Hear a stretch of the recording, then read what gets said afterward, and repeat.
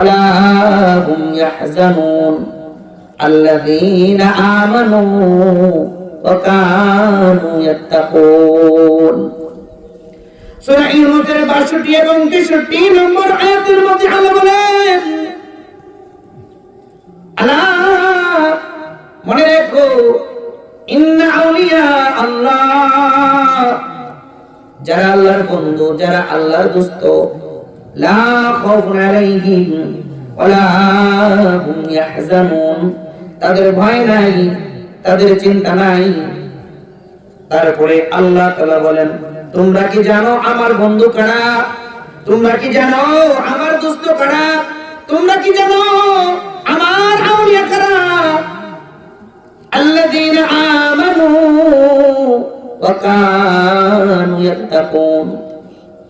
আল্লাহ তাআলা বলে, শিরক মুক্ত দৌলতে ঈমান, ওয়া কানু ইয়াত্তাকুন, আর যারা আল্লাহকে ভয় করে, এই দুই গুণে গুণী যারা, তারা আমার দোস্ত।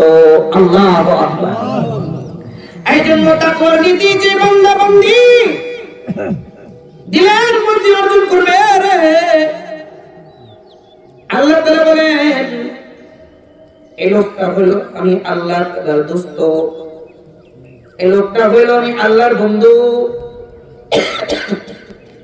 এই জন্য রমজান এসেছিল তাকওয়া অর্জন করানোর জন্য, তাকওয়ার নীতি অবলম্বন করানোর জন্য। এজন্য যারা সিয়াম সাধনার মাধ্যমে আল্লাহ তাআলার সাথে তাআল্লুক করতে পেরেছে, ওই লোকগুলা আল্লাহর বন্ধু। সুবহানাল্লাহ, আল্লাহর বন্ধু।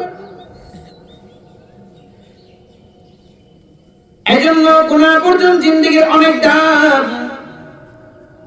গুনাহ বর্জন জিন্দেগীর অনেক দাম।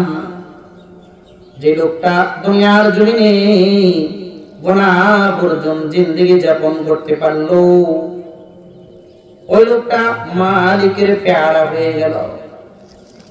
এই জন্য উলামায়ে কেরাম বলেন, আল্লাহর কোন বান্দা, আল্লাহর কোন বান্দি যদি একদিন ২৪ ঘন্টা গুনাহ বর্জন জিন্দেগী যাপন করতে পারে, সে যেন সকল নবীর সোহবতে দিনটা কাটাইলো। আল্লাহু আকবার। সকল নবীর সোহবতে দিন কাটানো সাধারণ ব্যাপার। আদম থেকে মুহাম্মদ রাসূলুল্লাহ সাল্লাল্লাহু আলাইহি ওয়াসাল্লাম সামনে পুরো করে বসেন লাগা বলে, এই সকল পয়গম্বরদের সোহবতে থাকলে বলে যে পরিমাণ সওয়াব হয়, যে পরিমাণ বলে আল্লাহ তাআলা খুশি হয়, কেউ যদি ২৪ ঘন্টা একদিন এক রাত গুনাহ বর্জন জিন্দেগী যাপন করতে পারে রে, এই লোকটা সকল পয়গম্বরদের সোহবতে থাকার সওয়াব অর্জন হয়। এই জন্য রমজান এসেছিল আমাদেরকে তাকওয়ার নীতি অবলম্বন করানোর জন্য, গুনাহ বর্জন জিন্দেগী যাপন এর অধ্যয়ন করার জন্য, এর অনুশীলন করানোর জন্য এসেছিল। মুহতারাম হাজিরিন, তো একটা হাদিস শোনালে আপনাদের বুঝে আসবে যে রমজান কিভাবে তাকওয়া নীতি অবলম্বন করা আর গুনাহ বর্জনের জন্য কিভাবে এসেছে। তো রোজা কাকে বলে এটা আমরা সবাই জানি। ৩ জিনিসের নাম রোজা। কয় জিনিস? জোরে বলেন তো। ৩ জিনিস। সবাই হাত করে, দুটো হাত সোজা সবাই তোলেন, সোজা সবাই তোলেন, চিল্লায় বলেন সুবহানাল্লাহ, আর জোরে বলেন আলহামদুলিল্লাহ, লা ইলাহা ইল্লাল্লাহ, আল্লাহু আকবার। রোজা মানে সুবহে সাদিক থেকে সূর্যাস্তের আগ পর্যন্ত সকল প্রকার খানা পানা এবং জৈবিক চাহিদা থেকে নিজেকে বিরত রাখার নাম হলো কি? রোজা। সুবহে সাদিক থেকে সূর্যাস্তের আগ পর্যন্ত সকল প্রকার খানা এবং পানীয় এবং জৈবিক চাহিদা থেকে নিজেকে বিরত রাখার নাম হচ্ছে রোজা। এখন এখানে একটা প্রশ্ন, যে আল্লাহ তাআলা তো সেই ইহুদিদের মতো, হিন্দুদের মতো আমাদেরকে কিছু কিছু খাবার খাইয়েও রোজার বিধান দিতে পারতেন, সারাদিন একদম খাবার না খাইয়ে পানি পান না করিয়ে রোজার বিধান দিলে কেন? প্রশ্ন আছে কিনা? এর উত্তর আছে হাদিসে, আমি দিচ্ছি। মুহতারাম হাজিরিন, হিন্দুরাও রোজা রাখে, রোজা রাখে না? হিন্দুদের রোজার নাম হচ্ছে উপোস। কি উপোস? পদ্ধতি কি? খালি ভাত খাবে না, আর সব খাবে, ফল খাবে। কালা দিয়ে এটাও করতে পারতেন, যা ভাত না খায় ফল খাইলে তো কষ্টটা কম হইতো, ঠিক না? হ্যাঁ, এটা না করে আল্লাহ একদম বন্ধ করে দিল কেন? তার কারণ হলো রূহের জগতে যখন আমাদেরকে আল্লাহ তাআলা আদম আলাইহিস সালাম থেকে একদম কিয়ামত পর্যন্ত আগত অনাগত প্রত্যেকটা রূহকে বের করলেন, প্রত্যেকটা রূহের আকৃতি ছিল ছোট ছোট পিঁপড়ার ন্যায়। এবার আল্লাহ তাআলা বলেন, আলাস্তু রাব্বিকুম, আমি কি তোদের প্রভু নই? আমি কি তোদের খোদা না রে? তো তখন রূহ থেকে বলল যে আনা আনা আনতা আনতা, আমি আমি তুমি তুমি, মানে কিচ্ছু না তুমি। নাউজুবিল্লাহ বলে, মানলেন না। আল্লাহ বলে, কে রে, আমার মানিস না? সাইজ করা দরকার। ওই নফসটাকে, রূহটাকে আল্লাহ তাআলা 1000 বছর আগুন দিয়ে জ্বালালেন। আল্লাহু আকবার বলেন, জোরে বলেন আল্লাহু আকবার। আল্লাহু আকবার। 1000 বছর আগুন দিয়ে জ্বালিয়ে আবার আনলেন। আলাস্তু বিরাব্বিকুম, কে রে, আমি তো প্রভু না? আনা আনতা আনতা, আমি আমি তুমি তুমি, তুমি আবার আল্লাহ নেই, মানে না। আল্লাহ বলে, ঠিক আছে। এবার বরফ দিয়ে, ঠান্ডা দিয়ে আরো 1000 বছর এই নফস রূহটাকে আল্লাহ তাআলা শাস্তি দিলেন। কত বছর? 1000 বছর। কি দিয়ে? বরফ, ঠান্ডা দিয়ে। এজন্য জাহান্নামের শাস্তি ঠান্ডা দিয়েও হবে, শুধু আগুন দিয়ে না। এবার আবার আনা হলো, আলাস্তু রাব্বিকুম, এবার তো বল, আমি তো প্রভু না, প্রতিপালক নই? আবারও বলে, আনা আনা আনতা আনতা, তুমি তুমি, আমি আমি। আল্লাহ বলো, তেজ আছে, দেখা যায় এখন, এই জন্য আমার মানিস না? ঠিক আছে। আল্লাহ বলে, এবার খাওয়ার পানি পান বন্ধ করে দিয়ে 1000 বছর। সুবহানাল্লাহ, সুবহানাল্লাহ। রোজা কে লেগে দিছে? বন্ধ কর। 1000 বছর খাবার দিল না, পানি দিল না। বলেন তো, খাবার আর পানি দিলে নফস তাজা হয় না মরা হয়? দেহ শক্তি থাকে না দুর্বল হয়? খাবার খেলে শক্তিশালী হয়, আর না খেলে দুর্বল হয়। এবার 1000 বছর যখন খানার পানি বন্ধ করে দিয়েছে, এবার তো দুর্বল হয়ে গেছে, মানে এমনি এমন দুর্বল আর শক্তি নাই। এবার আল্লাহ বলে, আলাস্তু বিরাব্বিকুম, কিরে, আমি তোদের প্রভু না? এবার নফস বলে, এইবার যদি না খেয়ে রাখছে জীবন শেষ, পরের বার যদি আমার স্বীকার না করে শাস্তি দেয়, কিছু আর থাকবে না। ক্বালু বালা, আল্লাহু আকবার, ক্বালু বালা, অবশ্যই অবশ্যই আপনি আমাদের রব। সুবহানাল্লাহ। আল্লাহ বলে, ঠিক আছে। না খেয়ে রাখলে আর পানি বন্ধ করে দিয়ে নফস জাত হয়, নফস কি হয়? ঠিক হয়, অনুগত হয়, বাধ্যগত হয়, বাধ্য হয়। ঠিক আছে, যা, মাস তো আমার কোনো নাই 12টা, একটা মাস স্পেশাল রাখলাম, এক মাস দিনে বেলা না খায়া নফস ঠিক করবো। আল্লাহু আকবার। এই নফস ঠিক করার জন্য রমজান মাস দিয়েছিল। নফস যদি কারো ঠিক হয়ে যায়, বশীভূত হয়, নফস যদি অনুগত হয়, তাহলে বান্দার দ্বারা গুনাহ হয় না, ঠিক কি না? গুনাহ হয় না। এই জন্য বিধান আছে। এই জন্য আল্লাহ বলছে যে নফস ঠিক কর। আরে নফস ঠিক করার মাস কি? রমজান মাস। না খেয়ে থাকলে দুর্বল হয়, পানি পান না করলে দুর্বল হয়। এই জন্য আল্লাহ 1 মাস বিধান দিলেন, খাওয়া যাবে না, পানি পান করা যাবে না, সুবহ সাদিক থেকে সূর্যাস্ত পর্যন্ত। এই নফস ঠিক করার জন্য রমজান মাস দিয়েছিল। কারণ নফস দুর্বল তো গুনাহ দুর্বল, নফস শক্তিশালী তো গুনাহ শক্তিশালী। আর এই নফসকে যে নিয়ন্ত্রণ করতে পারবে, মালিক তাকে জান্নাতের মেহমান বানাবে। সুবহানাল্লাহ, সুবহানাল্লাহ বলেন। কেন রোজা জান্নাতে নেই? আল্লাহর সম্পর্ক করে। নফস বড় শক্তিশালী। মানুষের শত্রু কয়জন বলেন তো? 4 জন। বলেন কয়জন? 4 জন। 4 জন। 4 বছর ধরে ওয়াজ শুনে আপনাদেরকে কথা বলানো শিখলাম, এটা আমার ব্যর্থতা। এই কয় জিনিস শত্রু বলেন? হ্যাঁ, চাচারা চুপ থাকেন, ভাইয়ারা তো কইবে। 4 জিনিস। 1 নম্বর হলো নফস। 1 নম্বর কি? নফস। 2 নম্বর শয়তান। 3 নম্বর হলো আত্মীয়স্বজন। 4 নম্বর হলো মাল, এগুলো শয়তান। 1 নম্বর মানে শত্রু, 1 নম্বর নফস। নফস থেকে বড় শত্রু নাই। আর নফস কই থাকে? অন্তরে থাকে। কেমনে বড় শত্রু হয়? শয়তান। আল্লাহ বলে উসজুদু লি আদম, আদমকে সিজদা কর। ফাসাজাদু সকলেই করলো ইল্লা ইবলিস, ইবলিস ব্যতীত। ইবলিস সিজদা করলো না। আমাদেরকে ধোঁকা দেয় কে? কথা বলে শয়তান। ধোঁকা দেয় কে? শয়তান। তো শয়তান যেদিন আল্লাহর হুকুম লঙ্ঘন করলো, বিধান অস্বীকার করলো, লঙ্ঘন করলো, শয়তানকে ধোঁকা দিয়েছিল কিসে? তার আগে তো কোনো শয়তান নাই। কিসে? নফসে।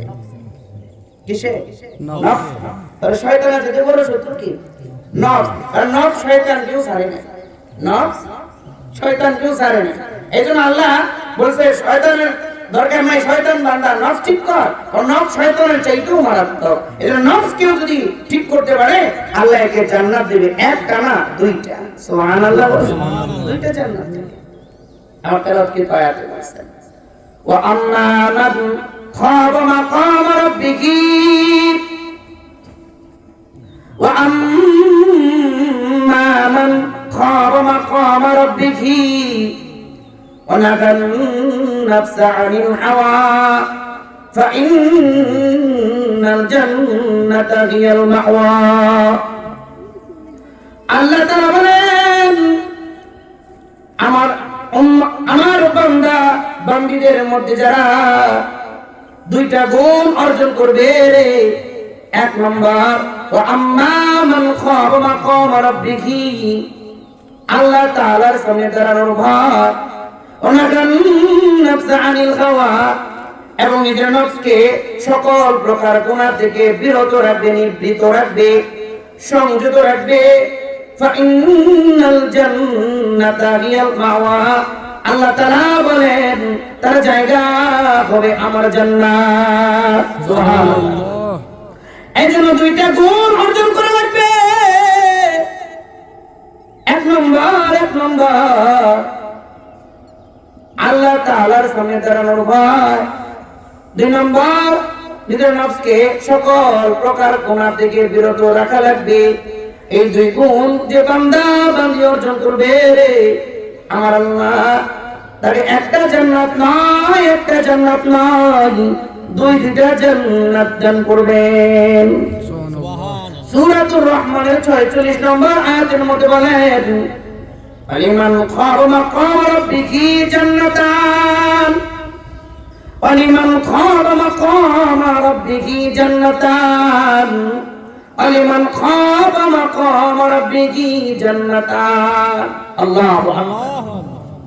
সূরাতুর রহমানের 46 নম্বর আয়াতের মধ্যে বলেন বান্দা বান্দী রে, যে ব্যক্তি আমি আল্লাহর সামনে দাঁড়ানোর ভয় করে, যে ব্যক্তি আমি আল্লাহ তাআলার সামনে দণ্ডায়মান হওয়ার ভয় করে, লিমান খাবা মাকাম রাব্বিহি জান্নাতান, তাকে একটা জান্নাত নয় তাকে দুইটা জান্নাত দান করা হবে। সুবহানাল্লাহ। তাফসীর ইবনে কাসীর, হায়াতুস সাহাবা, এগুলোর মধ্যে একটা ওয়াকে আসছে। খলিফাতুল মুসলিমিন ওমর রাদিয়াল্লাহু তাআলা আনহু, ওনার খেলাফত কালে একজন যুবক, একজন নওজোয়ান, আলা দরজার একজন মুত্তাকি যুবক, উচ্চ স্তরের একজন আল্লাহওয়ালা, এই যুবক তার বাবা ছাড়া দুনিয়ার জমিনে আর কেউ নাই। যুবকের দুনিয়ায় মা নাই, ভাই নাই, বোন নাই। ওই যুবকটার শুধু বাবা দুনিয়া আছে।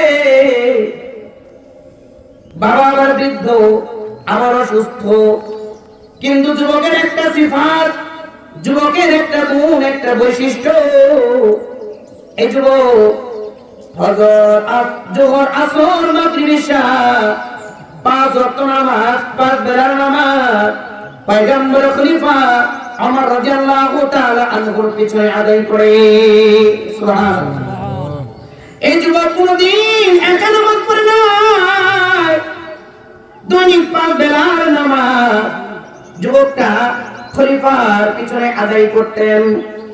এই যুবকের বাড়ি থেকে মসজিদ নববীতে আসা যাওয়ার মাঝখানে একটা 2 তলা বিশিষ্ট বিল্ডিং ছিল, একটা বাড়ি ছিল। ওই বাড়ির মধ্যে একটা অনিন্দ সুন্দরী রমণী লাবণ্যময়ী রূপবতী একটা মহিলা ছিল। একটা মেয়ে ছিল। তাফসীরে কাসির হায়াতুস সাহাবার মধ্যে এসেছে, যুবকটা বড় সুন্দর, বড় সুন্দর, মেয়েটাও বড় সুন্দর, মেয়েটা বড় সুন্দরী। যুবকটা তো আল্লাহওয়ালা যুবক, ডানে তাকায় না, বামে তাকায় না, নিচের দিকে তাকায় তাকায় চলে, নিজের যৌবনের হেফাজত করে। কিন্তু মেয়েটা যুবকটাকে বারবার দেখে, মেয়েটার কলবের মধ্যে, মেয়েটার হৃদয়ের মধ্যে, অন্তরের মধ্যে ওই যুবকের মহাব্বত, ভালোবাসা পয়দা হয়েছে। মেয়েটা নিজের নাপাক হারাম অবৈধ প্রেম ভালোবাসা যুবককে নিবেদন করে, আর যুবক বলে, মেয়ে ইন্নী আখাফুল্লাহ, আমি আমার আল্লাহকে ভয় করি। আল্লাহু আকবার। মেয়েটা বারবার নিজের দিকে ডাকে, কিন্তু যুবক মেয়েটার ডাকে সাড়া দেয় না। এমন করে বহুদিন চলে গেছে। মেয়েটা বলে, আপোষে তো হবে না, জোর জবরদস্তি করা লাগবে। একদিন এই যুবক এশার নামাজ আদায় করে বাড়ির দিকে যাচ্ছে। ওই মহিলা, ওই মেয়েটা বাড়ির সামনে যখন গিয়েছে, ওই মেয়েটা তার বাড়ি নিয়ে যুবকটাকে পাকড়াও করেছে, যুবকটাকে শক্ত করে ধরছে।